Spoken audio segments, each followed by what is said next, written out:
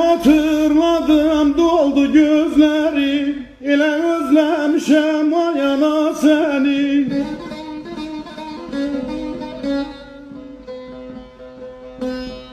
Boğazımda düğümləndi sözlərim, elə özləmişəm ben ana səni, can ana səni. Boğazımda düğümləndi sözlərim, elə yada saldım ben ana səni, can ana səni.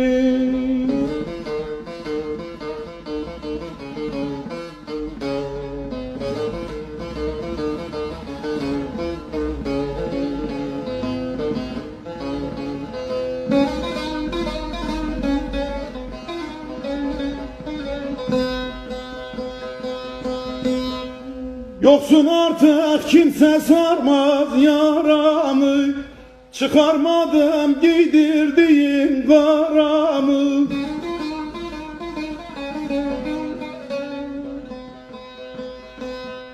Tabipler toplanmış arar çaramı, elə özlemişem ben ana seni, can ana seni.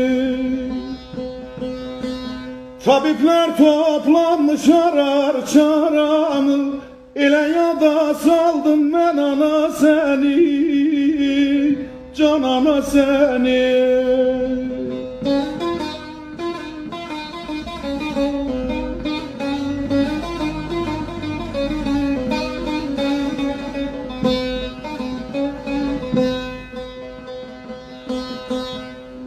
Geldim uyan mezarının başına, yüzüm sürdüm toprağına taşına.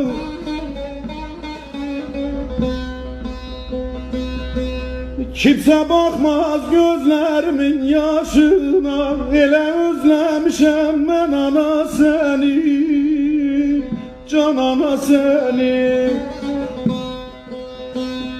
Kimse bakmaz gözden akan yaşıma, elə özlemişem ben ana seni, can ana seni.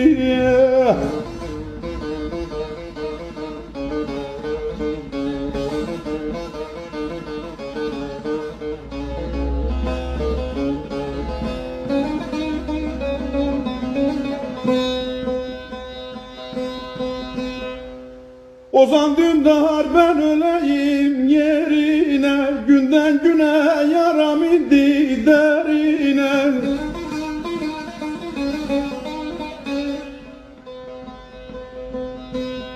Melhem kar etmiyor yetişirine, elə özlemişem ben ana seni, can ana seni. Melhem kar etmiyor yetişirine, elə yada saldım ben ana seni, can ana seni.